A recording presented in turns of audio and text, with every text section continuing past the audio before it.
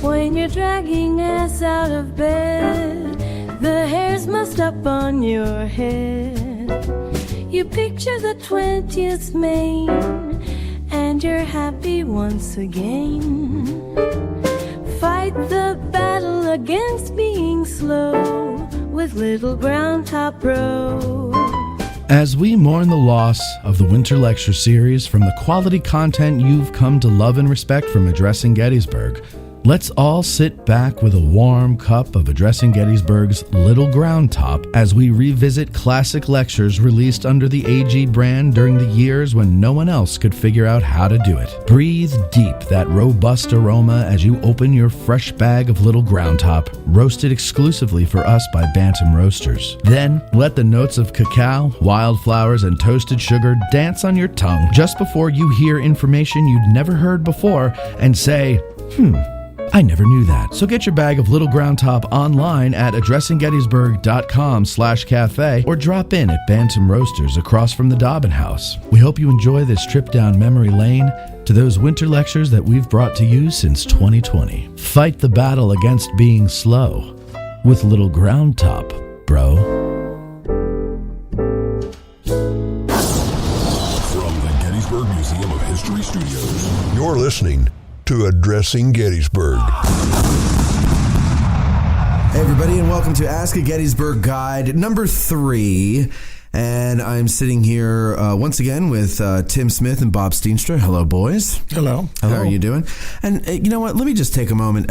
We recently launched a Patreon account, and what was that? Monday. Today's Thursday, and already I've got 15 patrons, and one of them actually up to the amount that she's pledged, which I didn't know you can do until now, so that's great. But awesome. I want to thank you guys for all that, and I hope you enjoy the content over there. And for those of you who like the all the free episodes on this feed here that you're listening to this on, and you want to learn more and also support the show so that we can get more free content out to you, then Patreon is the way to go. So if you go to patreon.com/addressinggettysburg, you'd be a real mensch. So thank you for doing that. Okay, so it's time for another Ask a Gettysburg guide. We have a lot of questions to get to today. I think I'm actually going to break this up into 2 uploads. Let me start with Instagram Wunderkind History with Brad, and he asks, "What is your favorite history movie that is most historically inaccurate? Does it have to? And it doesn't have to be a Civil War movie." Tim? Wow. Well, definitely, there's a lot of historically inaccurate movies out there.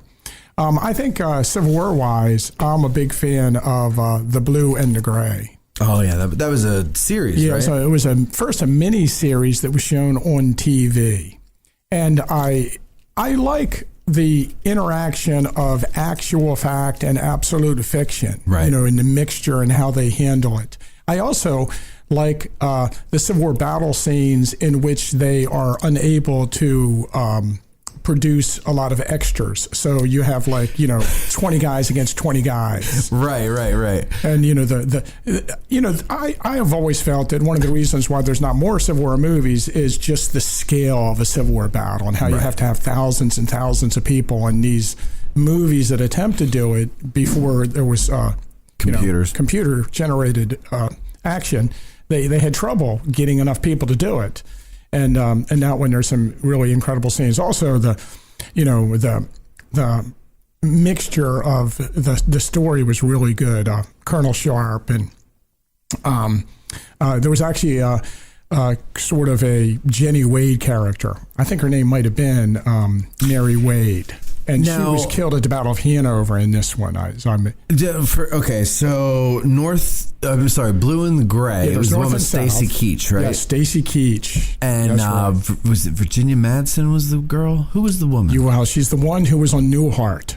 She was the maid on Newhart. Yeah, the blonde girl. Yeah, she was pretty. Yeah, and she was the Jenny Wade girl. Right, okay. And that's the one where the Virginia boy moves up to Gettysburg to work for his uncle. It's predominantly about two families that are two brothers, I guess, or is it maybe the brother and a sister? But one family lived in Gettysburg and one family lived in Virginia, yes. And one of the boys of the family in Virginia came into Pennsylvania and worked at the Gettysburg newspaper, which they give a different name, Gettysburg Gazette or something like that.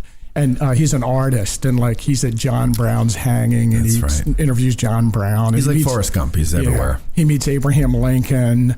You know, in that one, the be-all, end-all scene. If you haven't done it, do yourself a favor. Get on YouTube, Google it. Gregory Peck does the Gettysburg Address. Yes. It is my favorite version of the Gettysburg Address. Okay, nice. All right. And then now, so North and South is the one with Patrick Swayze. Yeah. Okay. And Virgilia. Virgilia, yeah. Virgilia is my favorite character. What a name that is. How about you, Bob? Glory. Glory, okay. Very good. Why? Boy, everything from the soundtrack, what is it, the Harlem Boy Choir, something like that, to the great actors in it. I'm not speaking to its historical accuracy necessarily, but then again, the question says inaccurate. Yeah, right. Yeah. So, right. But it's a moving story. It is. It's a great one.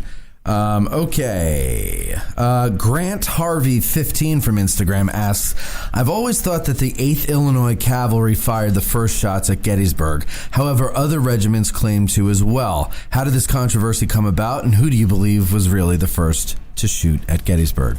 That's interesting. Well, I guess it's a matter of perspective and what you actually count as the first shot of the battle.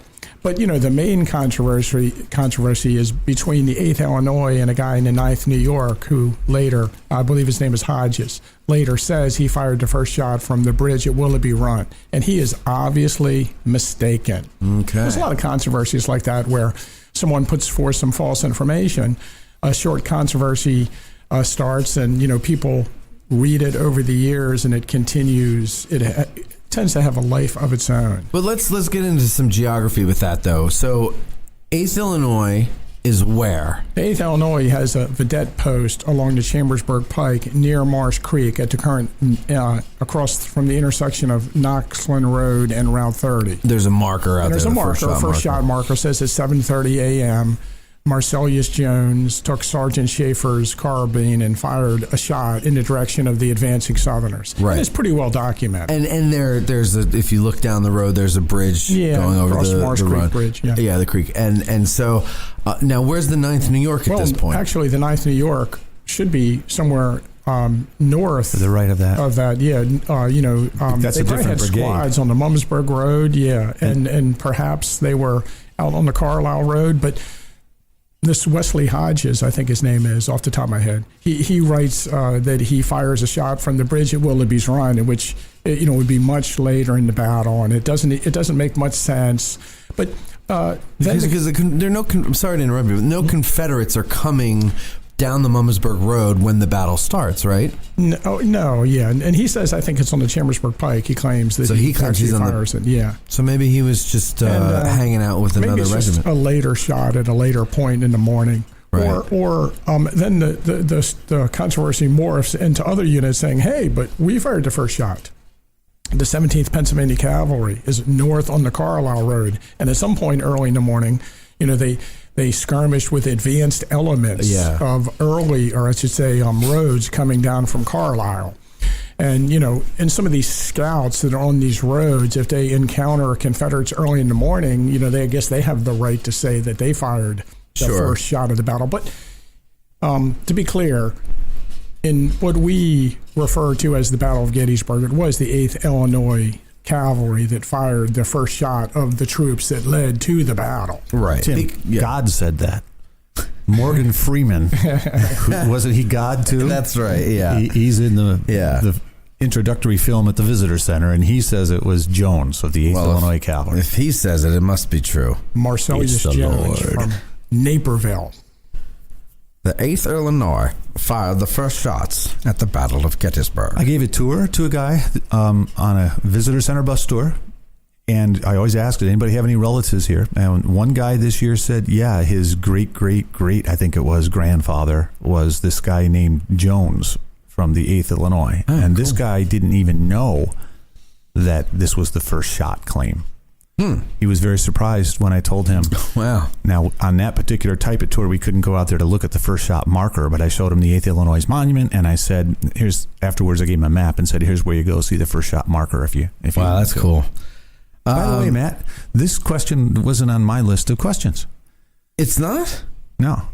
Oh, sorry. Well, it's in the Google Doc. Oh, because I copied and pasted it to you, and then I might have added it. Okay, sorry about that. Well, whatever. We'll keep you on your toes, Bob. That's good. But see, for me, the thing was always the first shot of the battle was the 8th Illinois, because after that first shot, it escalated into the battle. That's correct. So that's why I always look at that as the first, because then if you want to go with first shots, there were shots fired days before the Battle of Gettysburg. I mean, how far do you want to go? Undoubtedly, there are single shots or exchanges of fire between the forces, on June 30th, on June 28th. You can build a case for anything once you start trying to build the case. Yeah, right. Okay, let's move on here to NC History Nerd.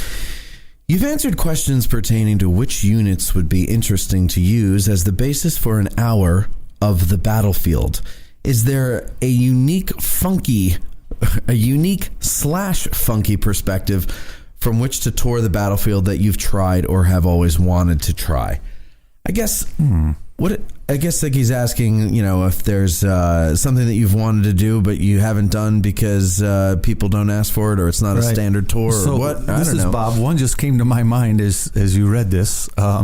Richard Adams, who wrote Watership Down about the rabbits, he wrote a book from traveler's perspective of the Civil War. Robert E. Lee's horse, his favorite horse. Oh. So it just occurred to me, I'd like to take it from a dog's perspective. A guy from the 5th Alabama Battalion claims that maybe the first casualty of the battle was this dog, a stray dog that had adopted the 5th Alabama. Right. There's Sally, of course, the dog who's on the 11th Pennsylvania's monument. There's Gracie, who I think was the name of the dog the 1st Maryland Battalion had. And the dog is written about. A lot of it would have to be like Adam's book, fictional, but I think that would be interesting perspective. Okay. All right. How about you, Tim? Well, a lot of times people ask us to give tours on a certain perspective of the battlefield, to do the battlefield through a certain unit. So we have done that. I do a lot of tours if I generate my own tour and offer it. I do things like the farms at Gettysburg and tour the battlefield, not talk about the battle, but the people that lived in the farms around the battlefield. That kind of perspective. Or because you wrote a book about the farms, didn't you? Uh-huh. Yeah. Or sometimes I do monument tours where I go from place to place to place and talk about the monuments and the stories of the monuments and how they were erected, or just stories behind the monuments. So we do a lot of that kind of thing. People often ask for their one specific relative, and they want the battlefield through their perspective. And, just on a general basis, if, because keep in mind, we do a few hundred tours a year, and occasionally you might have had enough and you don't want to do the same tour, so you just change the tour a little bit without the people knowing it. Uh-huh. So oftentimes I'll ask the people where they're from. And if they say they're from Boston, then Boston won the Battle of Gettysburg. And I'll just go from place to place and talk about Boston and the battle, or I'll try to tie their town in. It's usually better if I have an obscure town that I have to try to tie in. We do a lot of school groups with 8th graders from Michigan. Okay. And so, I'll ask them where they're from in Michigan, and I'll tell a story about somebody from their county, or, if I know it from their town. And you know this ahead of time. No, Usually, with the bus groups you do, right? Yeah, you can. Yeah. A few days. I don't look too far ahead. Right. But no, a lot of times I just, off the top of my head, I'll just try to remember stories about little towns and stuff. Well, this is the guy that memorized down to regiment level, so you've got the brain for that recall there. And then, nowadays we have rosters of all the men who were killed in the battle, and in these different books that are available, like John Busey and his son wrote a book on Union casualties, and you can look up their towns. So if I do have advanced warning, I can go on my shelf, pull out a book, and look and see what guys were killed from their town, right, and then bring that in. Okay. I think my most successful venture in that phase was, in that sense, was I had a group from Michigan, and they were from, I believe it was Mill Place Middle School or something like this, Mill Creek Middle School. Mill Creek, okay. And They were from Dexter, Michigan. And I mentioned, Colonel Harrison Jeffords of the 4th Michigan, bayoneted to death in the wheat field, died here, and he's from your town. And it just coincidentally happened that he was buried in the cemetery next to their school. Oh, wow. Cool. They all knew about him. Did you show them a picture of Jeffords on the Wayside exhibit, or couldn't you get a bus in there? Yeah, no. Yeah, I did. Well, we walked over there, and then I made them read the poem on the bottom of the monument. That is really crazy if you ever get a chance to read the poem on the bottom of the 4th Michigan monument about his death. Real quick, the book that you wrote about farms is called what? Farms at Gettysburg. Farms at Gettysburg by Tim Smith. You can find that, I'm sure, on Amazon. It's distributed through Americana Souvenirs. Okay, very good. Gettysburg. All right. C. Witt asks, why do you believe Lee continued his invasion given his claim of lack of cavalry support? Was it too far to turn back, or a lack of confidence with Imboden's command? What does that mean, turn back? Go back into Virginia, I guess. I don't see Lee doing that. No. He's already up here. He's close to Harrisburg. He hasn't been beaten by these Yankees really yet. I can't see Robert E. Lee, that audacious man turning around. Right. I think also we look back on this, with hindsight, and we're like, okay, this is a major problem prior to the battle with Lee's army, right, that he's moving through the Pennsylvania countryside in close proximity to the advancing Northern Army without a screen in front of him, to determine the exact whereabouts of the Northern Army. And we see that. But for Lee, first of all, he believes Jeb Stuart will show up any moment, continuously until the moment Jeb Stuart does show up. And so, he doesn't look at it as a long-range problem. It's a problem he's having, and he thinks it's going to resolve itself at any moment. And then, of course, we look at things like the fact that General Heath's division is moving to Gettysburg on July 1st without a screen of cavalry in its front and blindly runs into John Buford's Union cavalry. Why was not a detachment of cavalry placed in front of Heath? Now, you might point out the obvious that Lee has a force with him that he could use for such a purpose. And, the texter here, what do we call the people that send the messages in? The listeners. Blogger, the listener. The listener is asking about his confidence in Imboden, but he has other people with him too. As a matter of fact, I think if you look at the numbers, and Bob could address this, I think he has more cavalry with him than Jeb Stuart does. So he has the bulk of it. But it's not really the men himself that he misses. It's the person, Jeb Stuart. And the quality work that he gives. And then, that's the other issue, too. I think this is interesting, just, to step back for a moment to the bigger picture of things. Why is it that people believe, and when I say people, I mean like everyone who reads and writes about the battle, that Jeb Stuart is going to be able to provide Lee with valuable information? For 2 years, they've been in Virginia. And let me point out that Jeb Stuart's job in gathering information with the whereabouts of the Northern Army is something like sending someone over to a farmhouse and knocking on their door and saying, hey, have you seen the Yankees? And the person at the farm says, yes, they're in those woods over there. And then he provides that information. How is he going to gather information in Pennsylvania? Good point. I would say that his absence was felt more during the battle. On the first day, he could have been protecting Ewell's left flank, allowing Ewell the use of 2 more brigades to perhaps attack Cemetery Hill or check out Culp's Hill. I think during the battle that it was a bigger loss for Lee. So is it fair to say then that the Stuart's absence is kind of exaggerated or overemphasized in a kind of going along with the whole shoes thing? Is it's more dramatic to make it seem like Lee is sitting there just feeling around blind? I don't know about that, because the Stuart's intelligence would have been helpful. I'm just saying that but it wasn't his being here would have helped more during the battle, especially on the first day when Ewell decides it's not practical to attack the hill. He hears a report. There's a corps of Union infantry coming into York Road, which wasn't true. Right. And I think had Stuart been here, he could have relied on that kind of information. No, it's not. It's another road they're coming in on. Sure. But also, let's not forget that what would cavalry have done? How much earlier would they have made contact with the Union Army at Gettysburg? I don't think they would have made it any faster than the infantry brigade of Pettigrew made it. I mean, in a sense, they did know there was a Union cavalry division at Gettysburg on the day before the battle. Right. That report Without just wasn't cavalry. believed. Yeah, right. It just wasn't believed. Yeah.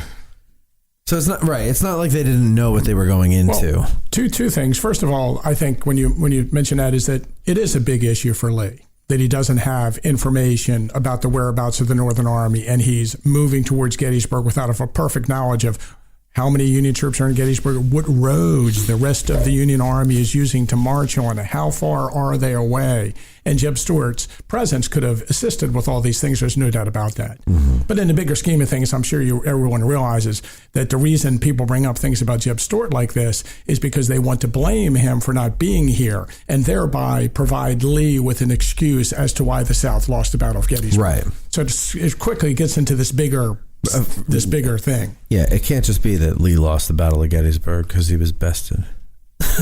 Can't have it. Okay, the great Trinetti. He is back to dazzle us with some of his inquisitiveness. He's got 3 questions, and we're going to take them one at a time. First of all, the roles of the 6th and the 12th Corps in the battle. He never really hears about them. So how about them, the 6th and the 12th Corps? What were they doing? One thing about the 12th Corps I would point out in the battle is that the 12th Corps had been shifted from the Army of the Potomac into the Western Theater, as we term it. The 11th and 12th Corps, of course, became incorporated as the 20th Army Corps eventually and were involved in Sherman's March to the Sea. And apparently their official reports were not available to General Meade when he wrote his official report of the battle.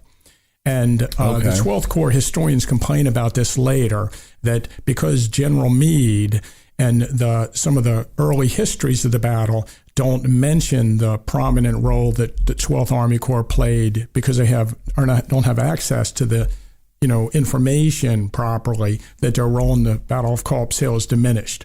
Also, you might argue with the 12th Corps that because they're fighting in the woods and because no one sees the broad spectrum of the battle, there's no massive charge across an open field. It's not, that everybody's only writing about what's directly in front of them. As a matter of fact, there are no Medal of Honor winners, I believe, on Culp's Hill of the 63 Medals of Honor. I think in the whole 12th Corps there weren't any, were there? So again, it just seems as if for whatever reason, because they're on the defensive, they're on top of the hill behind the stone wall, they're a very successful defense of Culp's Hill. Right. They suffer low casualties, they inflict high casualties.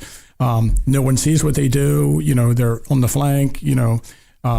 Nobody can look over and judge how horrible the battle was, and the timeliness of the official reports. All these things add to the 12th Corps not getting early credit, and that not giving early credit then leads into some of the major histories of the battle that were written early on, not including them prominently.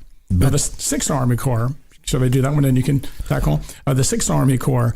They arrived on the second day of the battle and did provide a valuable role in the battle. They actually came into position on the Baltimore Pike on Rock Creek and allowed General Meade to then shift his reserve, the 5th Army Corps, into the line of battle. So just by the 6th Corps arriving after a march of some 32 miles in 17 hours, the 5th Army Corps was able to be shifted, and they arrived on the battlefield just as the Southern Army was attacking. And of course, there was, the men of the 5th Army Corps that largely confronted the Confederate attack as Sickles was being driven back. So the 6th Army Corps are directly responsible for the 5th Army Corps' role. And the 5th Corps are the ones at Little Round Top, at the wheat field. Yep. Right. Yep. And then elements of the 6th Army Corps actually participated in the evening of the second day of the battle in front of Little Round Top. They charged down into Wofford's brigade, and then also they were shifted into the area of Culp's Hill. And on the morning of the third day, Shaler's brigade played a role in the defense of Culp's Hill along with the 12th Army Corps. So, by arriving there, it placed them into a position where they could be used. And if the Southerners had not attacked on July 3rd, on the morning of July 4th, I have every reason to believe that the 6th Army Corps would have been used in an attack against the Southern position. Right. And then, of course, there could have been, if you're a fan of the idea that Meade should have counterattacked after Pickett's charge, it would have been the 6th Army Corps that would have taken that role. So now, I hate these speculative things, but you always hear people saying, well, if they, if Hood had just been allowed to go around to the right, or if Longstreet had just been allowed to go around the right. But the 5th Army Corps would have made that a little difficult, wouldn't it? Especially if the 6th is coming up and frees them up to go and be the reserves or the reinforcements that they ended up being. Once the 6th Army Corps arrives, the concept that the Southern Army are going to swing around behind Little Round Top is preposterous. Yeah. It's just ridiculous to bring up. I don't know if you ever read If the South Had Won the Civil War by McKinley Cantor. Is that the one with the picture of the astronaut putting the... that's Mark Nesbitt, If the South Had Won the Battle of Gettysburg. I know all these fictional books. But in McKinley Cantor's book, if I remember correctly, it's been a long time since I read it. I haven't said that. I think the 6th Army Corps is on their way to Gettysburg, and Hood's division goes around Big Round Top, and the 6th Army Corps bumps into them and turns around and leaves. What? So Meade is without the 6th Army Corps, and that's one of the reasons they lose the battle. See, but I always thought in reality they would just hit him in the rear. So now the flanker would be flanked and then that would be it. Like Hood would be surrounded. Yeah. I don't know, but we don't know because it never happened. The 6th Army Corps would, Hood's division, it was too much for them. They would have turned around. Oh, yeah. Right. And then the other thing in the McKinley Cantor's book is at Vicksburg, Grant falls off his horse and hits his head on a rock and he dies. So then the course of that whole campaign has changed. Why do people want the South to win so much? I mean, it's over. So that we can have a Confederate astronaut on the moon. All right, the other question he wants to know, explain the death of General Pender. Well, Jason, when you bleed, you die. In a couple of sources. How did he die? I think most recently in Dr. Kelso's Last Invasion of Gettysburg, he quotes Lee, and I've read this a couple of other places, as saying something to the effect after the war, had Dorsey Pender stayed on his horse another half hour, we would have won the battle. Lee said that. That according to a couple of sources. Yeah, I've heard that before. Tim, are you aware of that quote? No. Okay. Not off the top of my head, but I would say that, the exact site of Pender's death is one of those things that has been established. No, I would say, argued about. Well, come on, Tim. On a tour this year, I saw a little flag right by the tree. Yeah. And it was a little Confederate flag, and on the back it said, "Thank you, General Pender." So Pender is wounded on the second day, riding back to Seminary Ridge. I think there's an account where he might be with Perrin's brigade for a short time on the skirmish line around what we call the Gettysburg Rec Park, or when Perrin's brigade is down near Long Lane, and apparently he rode back up to Seminary Ridge, and most accounts kind of place it near the edge of the woods where the entrance is to McMillan's Woods, which is used by the horse tours to the Boy Scout camping area. The Boy Scout camping area. That he's along what now is Confederate Avenue along the top of that ridge, and I believe he's hit by shrapnel from an explosive shell, and he's mortally wounded, and he dies later. But here's the thing, down in Virginia, right? Yeah. Here's the thing about Pender's, being taken out. His division. We talk about this thing on the second day where it's an echelon attack, and it's working its way up through from south to north. And Pender's not there, so if Pender was there, maybe he would have continued the attacks. Maybe he would have made sure that the attacks continued up the line. And Pender's down, and then Rhodes' division doesn't make the attack on West Cemetery Hill. Maybe if Pender was there and he would have, helped with Anderson's brigade continuing the attacks. Anderson's division continuing the attacks against Cemetery Ridge, and then maybe if Rhodes' division would have went in on the West Cemetery Hill as he's supposed to, then on the other side of the battlefield, the reinforcements wouldn't be able to be shifted, specifically Carroll's brigade into East Cemetery Hill to help defeat the Louisiana Tigers and North Carolina Tar Heels. So Pender's wounding at a very bad time, people suggest, and there's not many sources for exactly why the attack broke down, but if he was alive, maybe the attack would not have come unhinged as it had. Just remember that this is late on the second day, and that Hancock, who's been made a wing commander, has already pulled some of his forces from opposite of where Pender's division would have been. And so if the echelon attack was designed to draw strength from the Union reserves and center to stop the earlier attacks of first Hood and then McLaws and then Anderson, and then the next division as you go north would have been Pender's. This theory behind this, had he stayed on his horse another half hour, we would have won, is that Pender's division would have crossed the field just north of and overlapping a little bit where Pettigrew's division attacked on July 3rd. Am I right about this, Tim? Yeah, and of course the breakdown in the attack occurred within Anderson's division and not Pender's division, right. but Pender not being there, Exactly. So if Pender might have gotten his division moving because of the breakdown that's happening, I think it was in Posey's brigade, he would have gotten his division to attack. And at that point in the battle, the theory would go, there weren't many Union soldiers on Cemetery Ridge like there was the next day. Okay. There's the opportunity. And who was it, Lane that took over? Trimble. Well, Trimble will replace Pender. Yeah. Okay. So I'd imagine immediately. But immediately it would have been Lane. There's really, an effective command. Sometimes when the division commander goes down, someone is scheduled to take command, but do they ever exercise command of the division? Right. That's a big issue we have with Hood. When Hood is wounded, technically, Law takes command of the division, but the brigade commanders maintain, the other brigade commanders, that Law doesn't exercise a division command until the battle's over. So even though he takes over, it's got to be hard to do in the middle of a battle, though. Yeah, to establish your headquarters and then get the word out while everything is going to hell. Yeah. So with Pender's wounding, Trimble would be brought in, and on July 3rd, it would be Isaac Trimble, that leads 2 brigades of Pender's division in Pickett's charge. Okay. And then he also wants to know about forgotten officers of the battle. So we always hear about Chamberlain and Hancock and Longstreet, Pickett, and Hood. You have all these big guys. You have a later question about Patrick O'Rourke. Yeah. So I think it would be good to hear from Tim what he thinks about Patrick O'Rourke. All right. Patty O'Rourke, Tim. Well, Patrick O'Rourke is the colonel of the 140th New York on Little Round Top. And Patrick O'Rourke is... according to there's a whole bunch of different accounts of this part of the battle. So he's theoretically in the lead of Weed's brigade as they're coming onto the field when the 5th Army Corps shifted from reserve towards the area of a Little Round Top. And when General Gouverneur Kimball Warren reaches Little Round Top and realizes that reinforcements are needed on that end of the battlefield, that the Southern Army is attacking, and the Little Round Top has been vacated by the brilliance of General Sickles' forward movement, that he's got to bring troops there.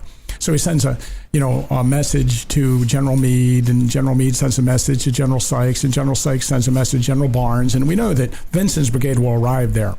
But General Warren himself realizes he needs troops immediately.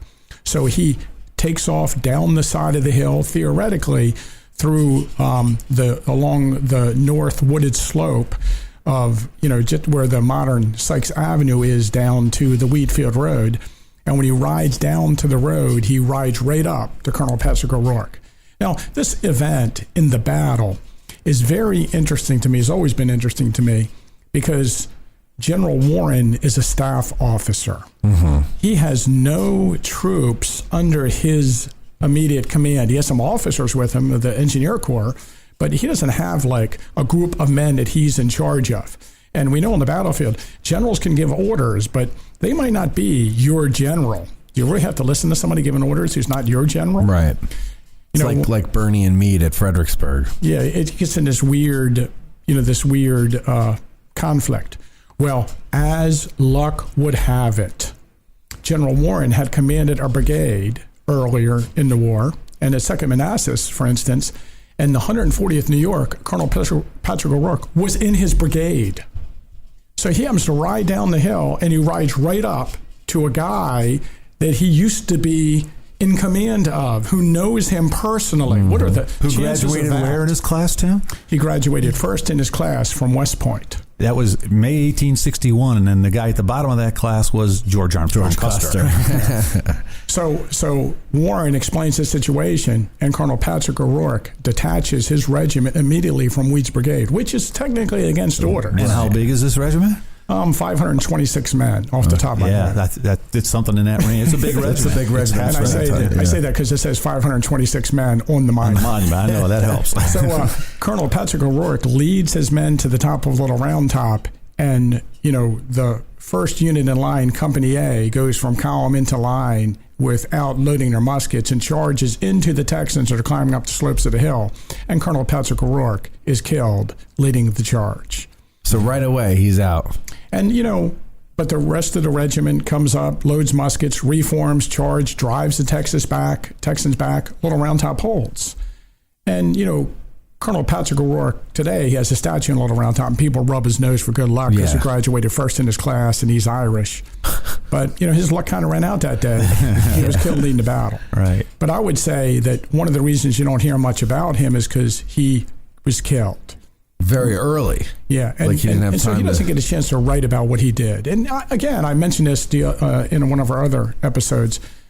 If we don't have information written by you about what you did, sometimes historians gravitate to the information that is written, and so we don't have as much written by the guys who die as we do by the guys who survive. So a lot of the guys who died in the battle, in officers especially, played prominent roles in the actual moments of conflict, and we just, they're not talked about as much. Right. Tim, I'm sorry, you finished with Rourke? Another officer. Oh, we should have mentioned, before you go on, we should have mentioned that O'Rourke does have a restaurant named after him, too. That's right.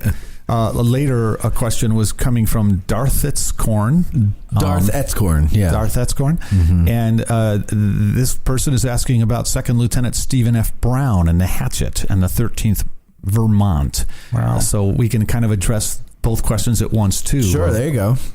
Well, I think there's several versions of the Stephen Brown story. I think give us one of the versions so that the people that don't know. I think, when I'm on tours, and you have to excuse tour guides for doing this because, if I was sitting down and writing it out, I would actually use a quote from the original source, and I would make sure that everything I said was factual. But, you're on the battlefield, you're given a tour, you tell the story the way you learned it. You might even know that some of the details of the story are not exactly correct. Or that you're sometimes in our haste to simplify a story, we combine several facts together. And, this is something that novelists do all the time, and they're excused for it. So I guess it's all right on the tour. But Stephen Brown, basically the story is on the march to Gettysburg, I believe he allowed some of his men to cross a log instead of marching through a creek. And, if you march through a creek and your leather shoes get wet and you march a few more miles, you're going to get blisters. So I forget the details. He even allowed men to take off his shoes or some crossing a log, but he was placed under arrest for slowing down the march. So during the battle, Lieutenant Brown is under arrest. And just before Pickett's charge, on the third day of the battle, he's reinstated. And his sword had been taken from him, and he doesn't have a sword. So he borrowed a hatchet from the camp cook. And during the battle, during the height of the fighting, he leads a charge into a counterattack into the Southerners, and he actually, is chopping up Southerners with his hatchet. And he actually captures a Confederate officer, and captures a Confederate officer's sword, with only a hatchet. And the men, after the battle, remember him and the crazy attitude of, his charge and how brave he was. And so when it came time to put up the monument to the 14th Vermont in the 1890s, he is featured on the monument. And the original design for the monument, we're told, is Lieutenant Brown with the axe high in the air with a crazy look on his face leading the charge. But cooler heads prevailed, and the Monument Commission would not allow him with a hatchet in his hand. So if you stop by the 14th Vermont Monument today along Cemetery Ridge, you'll see Lieutenant Brown standing there, and he's got the sword from the Confederate officer that he captured in his hand. And on the back... it's under his boot. The sword. The sword, right, sorry. Yeah. And on the back of the monument, they tell the story. And then, as you just mentioned, the Vermonters got the last laugh because they put the hatchet that he used under his boot. And you have to kind of walk around the side of the monument and look, and the hatchet you can see under his boot sticking out the side of the monument. That's awesome. You got to kind of look for it to and see it is interesting. I know that I've never really thought about it, but people are fond of saying that like it's a monument that depicts one of the lowest ranking soldiers on the battlefield as its central motif. But I mean, I guess that's not accounting for the fact that some of the regimental monuments actually show known people who are privates or sergeants. I see what you're saying, yeah. Because they would say, when you talk about this, people are like, well, they're not officially that person. Like Roland Morris, the color bearer of the 13th Massachusetts. Yeah, wasn't that the rule that you can't depict an actual person? Yeah, for Pennsylvanians. Yeah, for Pennsylvanians. Like, for instance, unless you put their name on it, and then you had to put everyone's. Yeah, the 83rd Pennsylvania monument, Colonel Strong Vincent. That's not Colonel Strong Vincent. It's just a guy who kind of looks like Strong Vincent. It's a lot like Colonel Strong Vincent. Yeah, because had they put his name on the monument, they would have had to put everyone's name on the monument. Well, I think I always thought that the problem with it is that at the time you're putting up monuments in the 1880s or, late 1880s for Pennsylvania, for instance, is that a lot of the colonels of the regiments are very well-to-do, or they're congressmen, or they're running for political office. And having your statue on a monument at Gettysburg would be beneficial to your political advancement.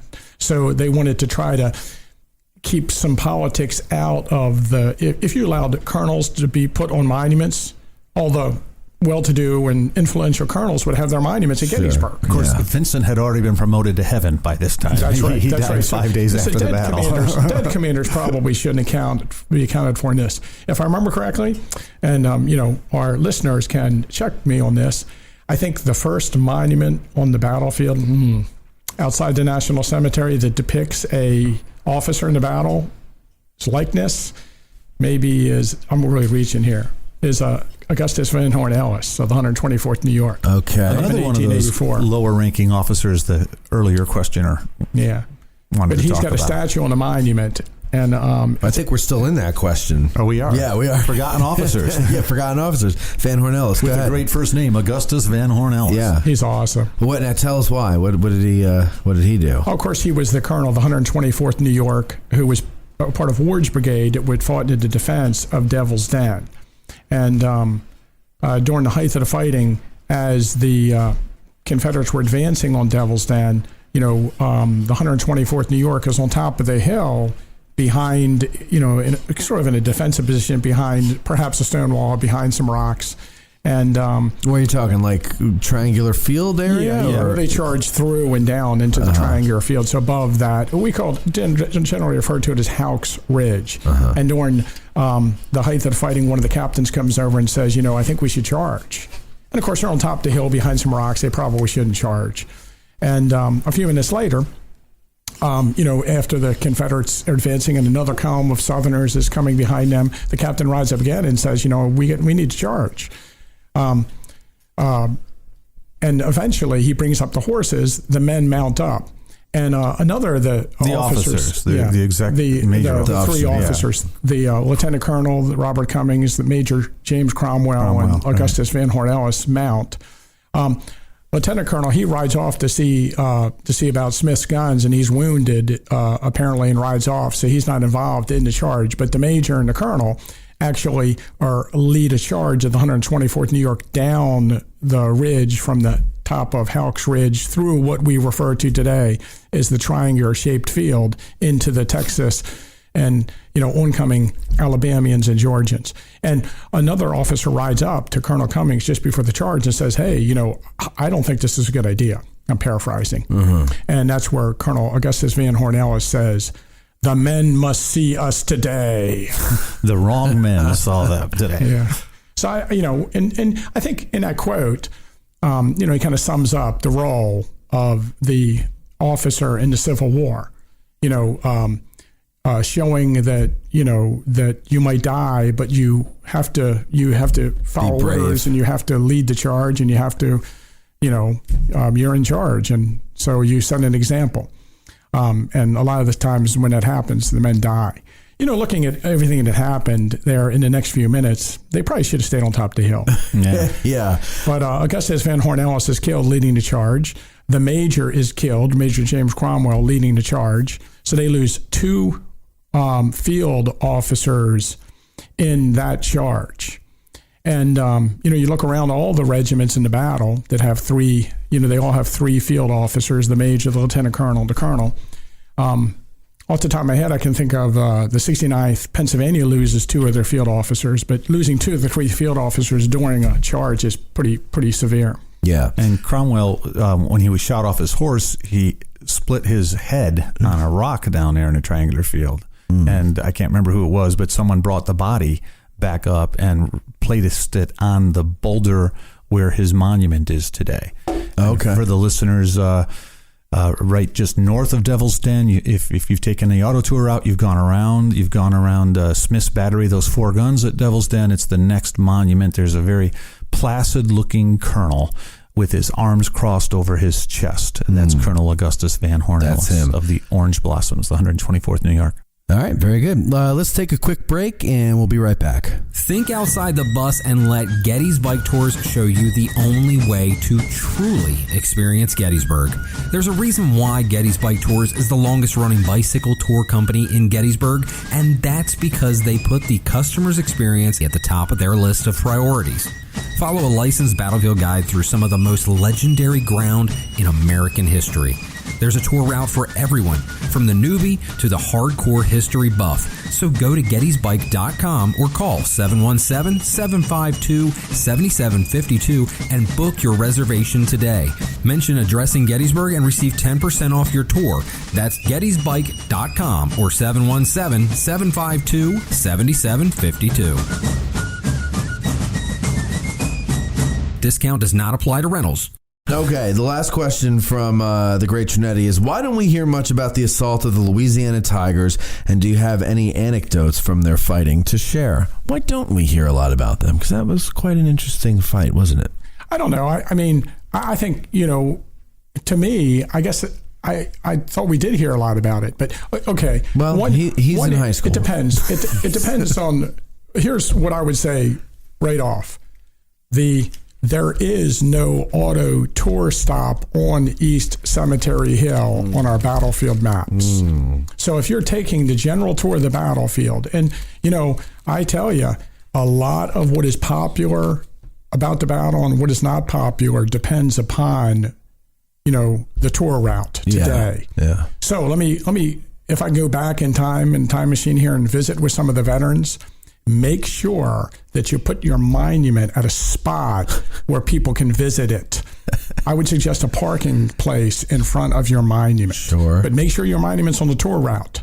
Because if you have a monument or a bus can fit, if you put a monument and it's not on the tour route, you're not going to get visited. And, in East Cemetery Hill, if you take the auto tour map today, you go, Culp's Hill's optional, obviously, but you get down the Baltimore Pike, go around Culp's Hill, and after you come off the summit of Culp's Hill, there's a little wayside exhibit on Stevens Knoll in front of General Slocum's monument, and it says East Cemetery Hill, and the text is like, look over there in the distance, the Louisiana Tigers attacked that hill during the battle.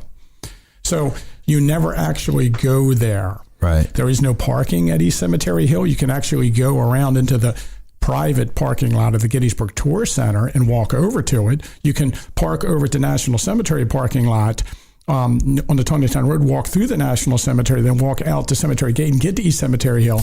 But East Cemetery Hill is a place that is not well visited. Yeah. And that is probably the main reason why the Louisiana Tigers are not talked about as much. The other reason is more to do with commercialization versus memorialization. Okay. If we tell the story of the Louisiana Tigers, we have to talk about the fact that they were at the bottom of Cemetery Hill on what is now the property of the Gettysburg Middle School. Right. And they lined up in that gorge along Weinbrenner Run or Culp Run, which today is underground on our parking lot. And then they charged up the side of East Cemetery Hill. And not just from the east, but from the north. And they charged across the Holiday Inn and across a housing development and across the Tour Center parking lot and across the Gettysburg Water Company's water tower. And they came up onto East Cemetery Hill. Right. Well, all that area is developed. Right. So I think sometimes when we point out places that are developed, people who don't want us to tear down that development are a little antsy about that. Why don't you talk about something else? Right. Oh, we don't need to talk about this so much. And I think there's a tendency in the park not to talk about that too, because then people might be like, wait a minute, you're telling me that all this area right here these houses should be torn down and we should preserve that as part of the park? That's what I'm saying. Yeah. But And I don't think people want to hear that. I never understood the school being there. Well, one of the interesting stories, and we could do a whole show on the development of the Gettysburg National Military Park, but the area where the Gettysburg Middle School at one time was part of the Gettysburg National Military Park. As a matter of fact, you want a good illustration of this, go to the Gettysburg Middle School tennis court. And there's an alley behind the tennis court at the back of Stratton Street, and there's still a pipe and rail fence for the National Military boundary. Oh, yeah. I always wondered what that was. The park boundary went all the way out there. In the early 1940s, I believe. How did the park There was a nefarious deal between the National Park Service and the Gettysburg School District, and they made a trade for some land, and they built the middle school on what was already park property that we'd already preserved. Oh, wow. I didn't know that piece. We could do that, but let's do that. Anecdotes from the Hayes Brigade with the Louisiana Tigers. They had, about 1,200 men here or so, and they came with an incredible reputation. A lot of these guys were rowdies from New Orleans. In fact, some North Carolinians from Heath's division had burned the Harmon buildings on the first day, and they're going to tell the fleeing inhabitants that they were the Louisiana Tigers, further adding to this reputation of these fierce men that had no moral scruples. There's a story that Fonts relates, Harry Fonts, on the second day of Gettysburg, about a boy from the 7th Louisiana is in the kitchen of a Gettysburg resident. Now, Hayes's men occupy the town, okay? And so this woman is scared to death probably as she's giving food to this Confederate soldier with a gun. And she's all worried about what might happen to her because of but at least she's not in the hands of a Louisiana Tiger, until she asked the boy what regiment he was in, and he said he was in the 7th Louisiana, which was one of the Louisiana Tigers. And according to the account that Fonts is quoting, she faints at that point. In the attack of East Cemetery Hill, they're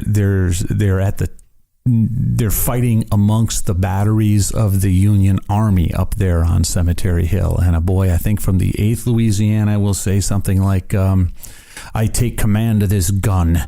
And there was a German American. The 11th Corps is about 50% German immigrants. And this German American says, Du sollst sie haben, which means, and you shall have it. And the cannon was loaded and he blew the guy away. Yeah. William Poole, 8th Louisiana. A lot of people know about Mr. G's Ice Cream in Gettysburg. That's a Civil War house, the Weinbrenner house, I think that is. Weinbrenner.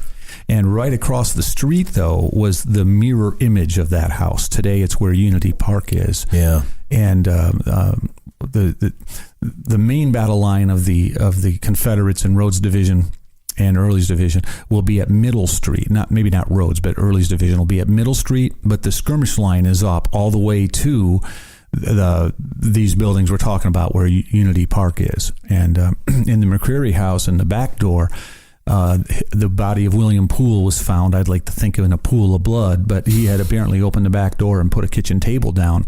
And if he expected that kitchen table to stop the bullets of the Union skirmishers who were on higher ground south of them on Cemetery Hill, it didn't do its job. They found him dead there. So that's just a couple of anecdotes about Louisiana boys. There you go. My favorite Louisiana story is told by a civilian at the edge of the town, and she says before the charge on East Cemetery Hill, she looked out her window, and the Louisiana Tigers had a barrel of whiskey, and they broke open the barrel, and they mixed gunpowder in with the whiskey, and they were handing out shots to all the Louisiana Tigers of whiskey with gunpowder in it, and made them mean. Wow. All right, Veronica Bristensky says, this is probably outside the scope of Ask a Guide. Not true. But if not, can you get Tim to talk about the Adams County Historical Society, how it came about, what they do, how they got their items, and what items do they have, etc. Maybe how it differs from the National Park resources. Now, hold it. This is near and dear to Tim's heart. He's worked for them for a long time. So, yeah, I was just sort of warning. This could probably do a whole and we should do a whole episode about this, too. But go ahead, Tim. Answer what you can. Well, the Adams County Historical Society is, like many other places all around the country, our local county historical society. So it was, there were several attempts to create a historical society here in Gettysburg. The first attempt in the 1880s by Edward McPherson. Okay. And then there was another attempt in the early 1900s and then in the 1930s. But continuously, as we know it today, the Adams County Historical Society was established in 1940. And originally, we were in the basement of the courthouse. By the 1960s, our historical society started to grow in size. The courthouse wanted us out. At the same time, the Lutheran Theological Seminary was having trouble with their old dorm, where they housed the students, and they were moving to different quarters, and they were renovating the seminary campus. So the Adams County Historical Society, through the auspices of the county commissioners, were able to arrange for the permanent or the rental of the Lutheran Theological Seminary building. And then, of course, that has recently been, in the recent years, turned and converted into the Seminary Ridge Museum. And currently we are in a historic house along the seminary campus. But basically, the Adams County Historical Society is our local county historical society, and our job is to collect history and information about the county and the people who live in the county. So not necessarily battle related. No, not necessarily battle related. Of course, that a Battle of Gettysburg does tie into our mission as being part of the history of the county. But, on a day-to-day basis, and I do work there on Wednesdays and Thursdays and Fridays and Saturdays, and I generally, I'm the collections manager, so I spend a lot of time with the collection upstairs, but I also assist when people come in to do research. For the most part, we do genealogy. So people come in and they research their relatives. And we use our local resources as well as computers and databases from genealogical sources all around the country to help people do their family trees. But we also act as sort of a archives for the county. So we have all the tax records from Adams County, all the deed records, all the estate papers, like a county archives as well. And we do have a Battle of Gettysburg resource room.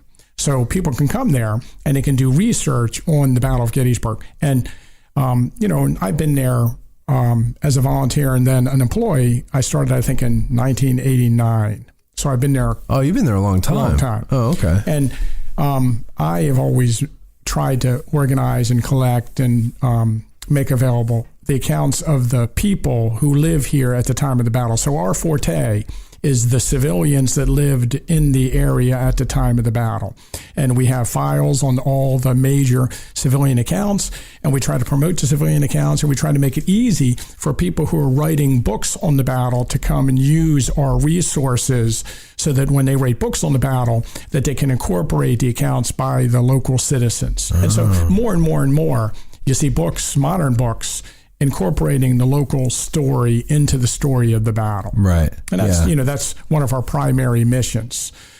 We're in right now, the building we're in is temporary, and we are looking at a long range goal of eventually moving into a new facility somewhere. We own some property near town, and we're talking about a major campaign. And, this is something that's going to come up in the next couple of years here, building a new society. And then we will have an Adams County History Museum. We differ from the National Park in that we're not the story of the battle and the soldiers that fought here in the National Park. We'll probably have stuff in our museum collection dealing with the battle and how it affected local people, not just during the prior to and during the battle, but we'll probably talk about how the commercialism and memorialization of the battlefield has over the years also affected the Gettysburg civilians. Like, people around town or battlefield tour guides. It's amazing to me when you go into the guide room and you talk to the other guides. At any given time, there's like 150 to like 170 battlefield tour guides, and they're representatives from all over the county. Like the mayor of Gettysburg was a battlefield tour guide. The mayor that just died here last week that you might have seen in the paper. Bill Troxel. Bill Troxel died? He was a former mayor, and he was a tour guide. He tore up a parking ticket I got once. He was a good man. Very good. Very good. Yes, he did that for me one time, too. I liked him. So also, the Reverend of the Presbyterian Church, when Nixon visited and, attended a church service there, Bob McCaskill was a battlefield tour guide at the time. And I knew him for many years, and the superintendent of one of the schools, and all the teachers at the schools. And Colonel Sheeds. Bob was a teacher at one of the local schools. So, the tour guides were a large part of the community. And, even if somebody had another job, tour guiding, the battlefield's always part of the local community and the history of the community since the battle was fought. It's something you really can't escape. Right. And so, I'm sure in our museum that we're going to have displays on the town. So, and that's going to come within the next 5 years eventually.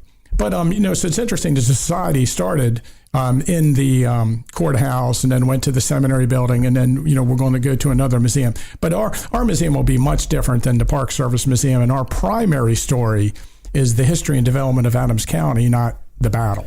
So Tim, I'm sorry, can I jump in for a minute? Yeah. So for a long time, you were in the famous seminary building, the one that was here during the battle that John Buford, Sam Elliott supposedly was up on top of there. On Saturdays, I would often go up and sit in the cupola and eat lunch. How cool is that? And you were probably mistaken as a ghost if you were ever up there at night. I think one of the officers of the Adams County Historical Society was once photographed up there at night, and ended up that picture was in a display of pictures with the caption "Ghosts at Gettysburg?" ? Jeez. But anyway, what I was going to get to though is, so it's not there any longer today. That's a museum, the Seminary Ridge Museum. But so our listeners could visit you. Where are you today? Temporarily, we're on 368 Springs Avenue is our address.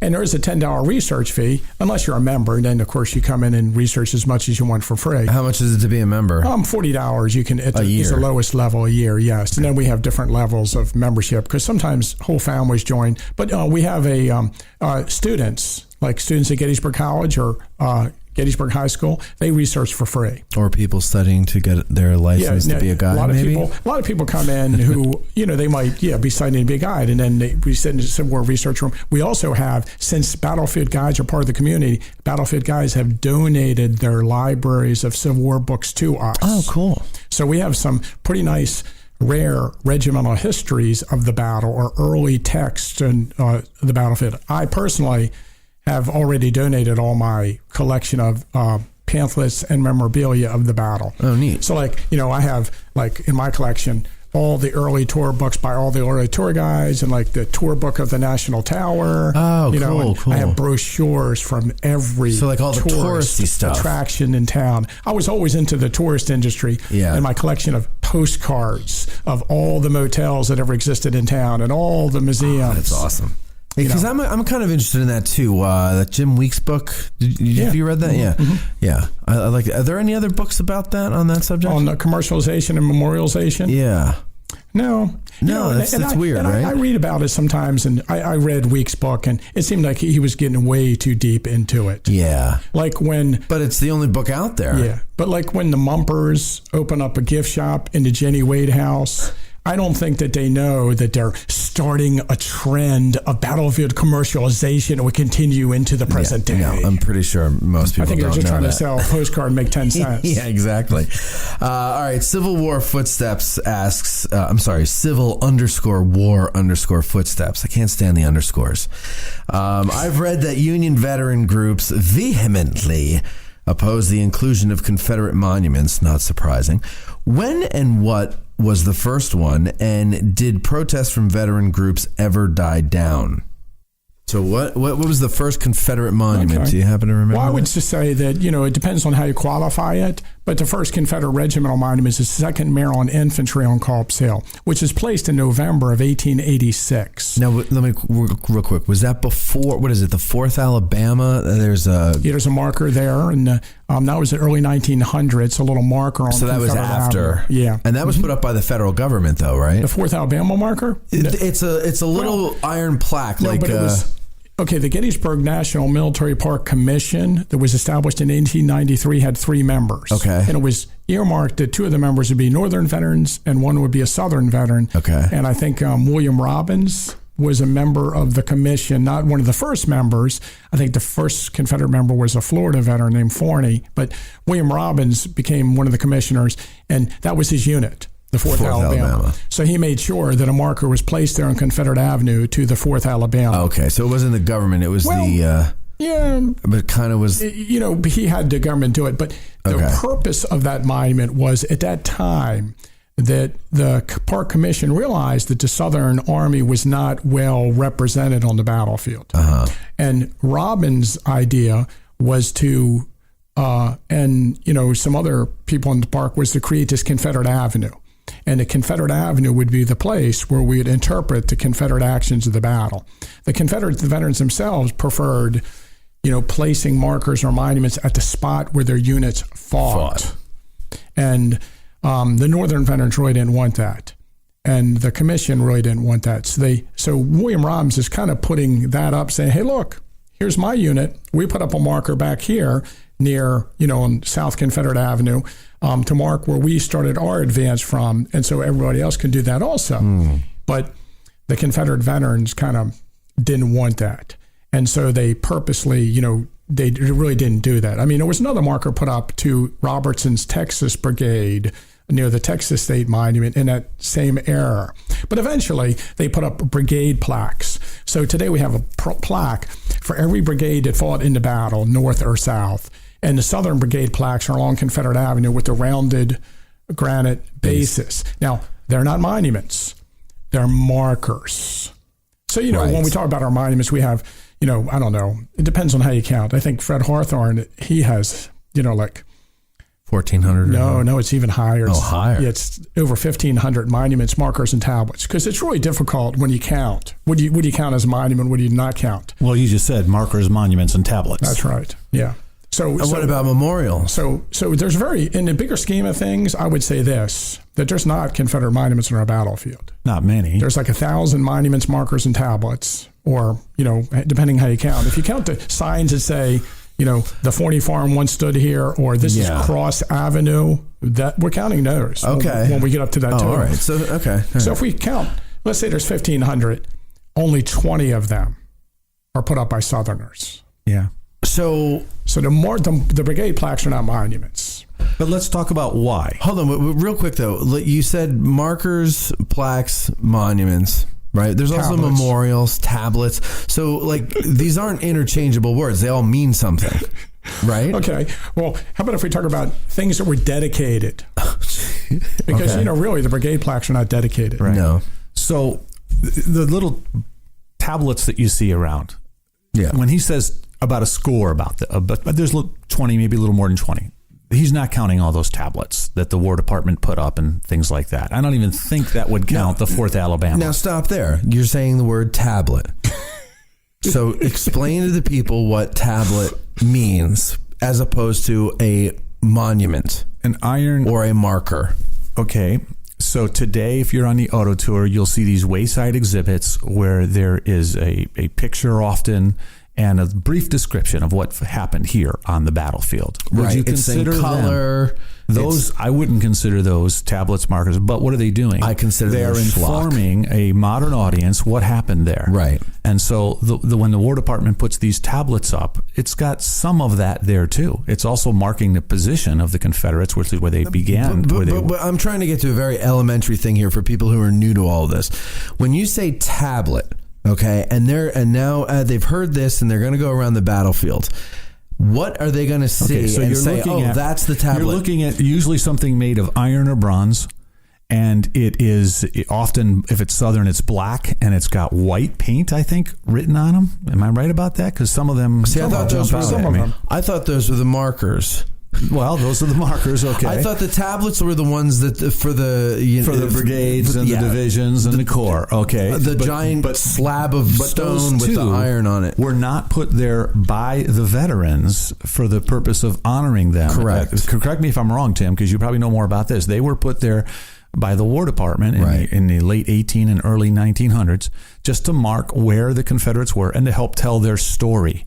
So let me ask you guys this then. If for simplicity's sake, if I were to say to someone who was coming here for the first time and they're new to all this, if you see something that is very drab and boring looking, it was put up by the government, and that is a marker or a tablet, usually a slab of stone or with a chunk of iron on it, or If it's boring, it was put up 100+ years ago. If it's not so boring, if it's color at wayside exhibits where the stops are for the auto tour, it's wait. Still going on to what I'm saying, that's a marker or a tablet. Okay, then if it looks artistic, that is a monument, or dare I say memorial?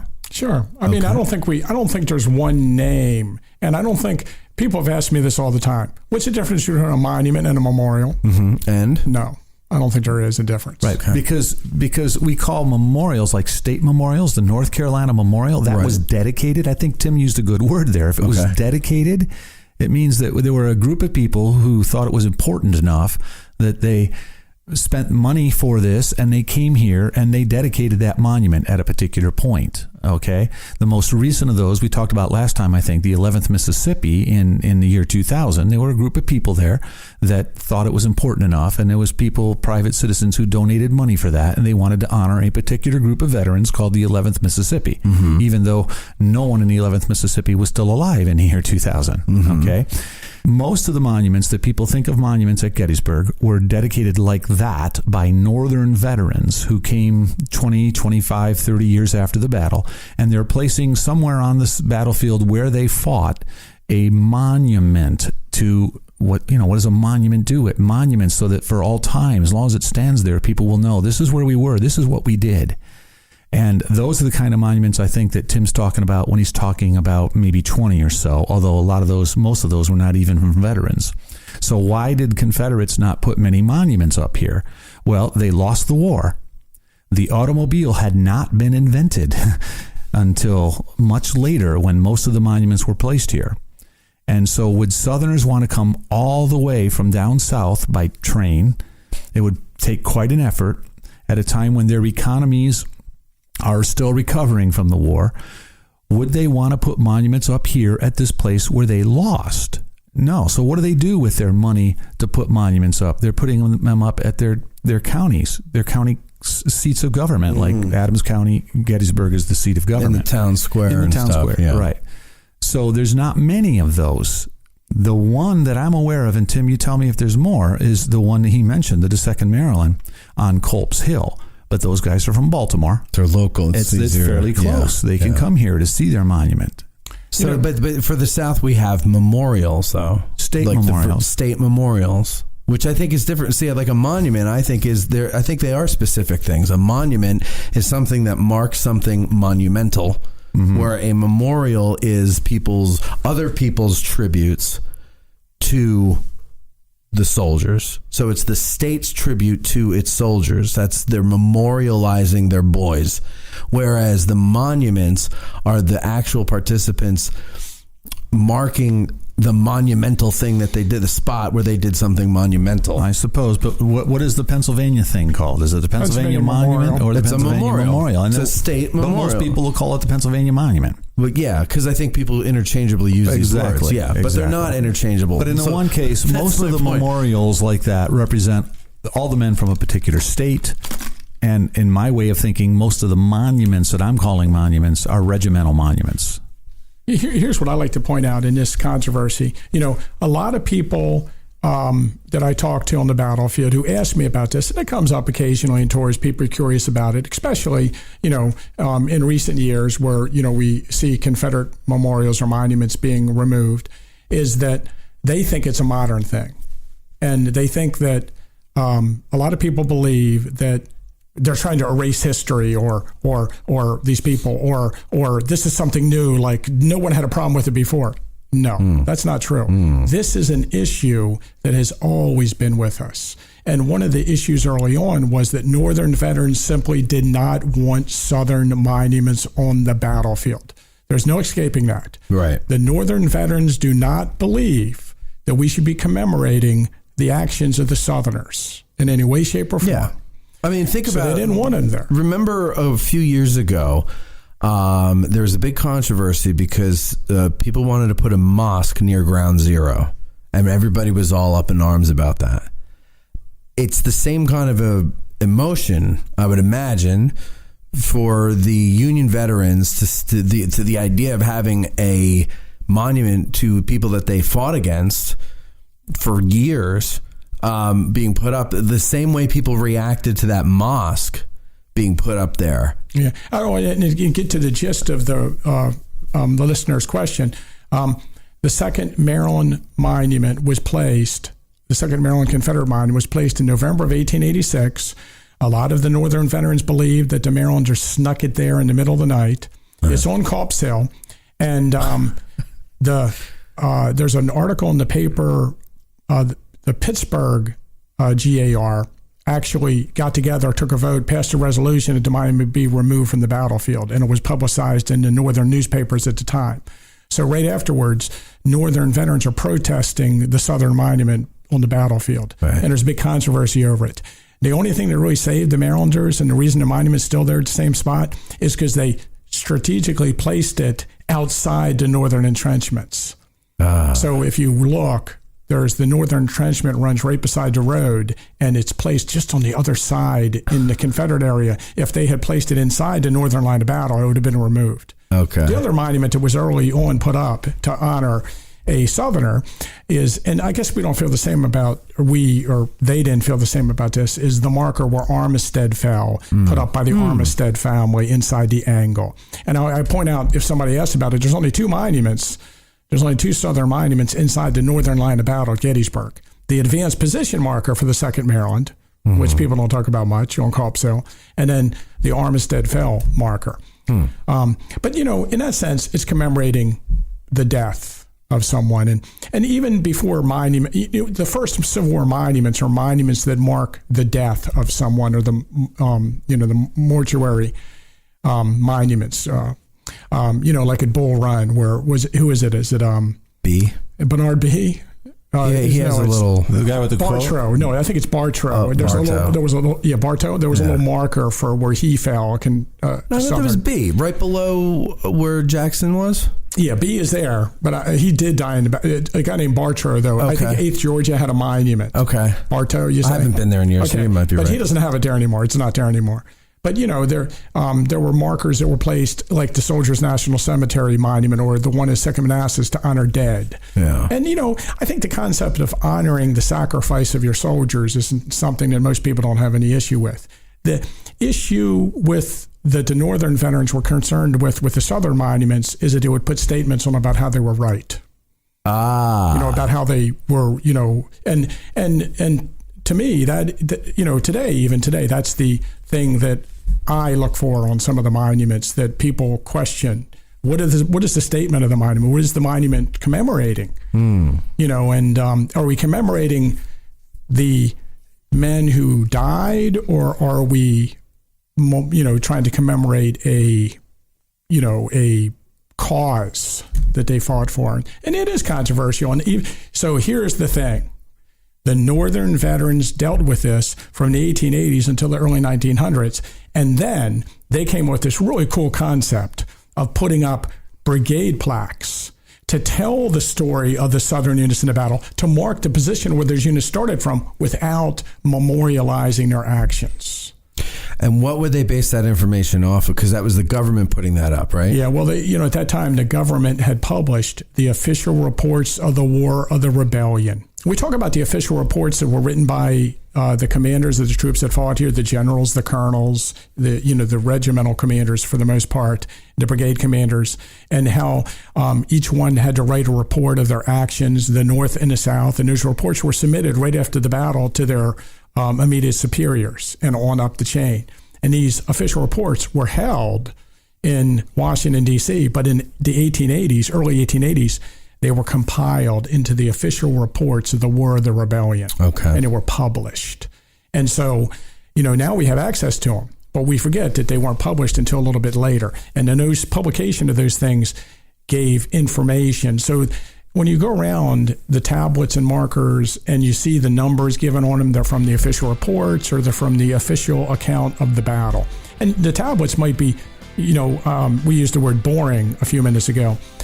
They're dry statistics. They're informational. There's no, on the tablets, they don't give like inspiring words about the men who were killed, or it notes it matter-of-factly.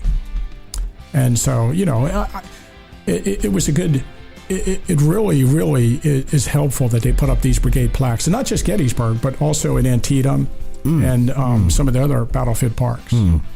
Okay, so we have so many more questions to get to, and we're at an hour. We're just over an hour with this one. So what we're going to do is we're going to do a separate upload. So thank you all for listening to this one, and we'll be back with we've got a zany one to start off at the top of the next one. So we'll see you then. Okay. Should we take a break? Take a break. So is that all? Our hearts so stout have got us fame, for soon 'tis known from whence we came. Wherever we go, they dread the name of Gary Owen in glory. Instead of spa, we'll drink down ale and pay the reckoning on the nail.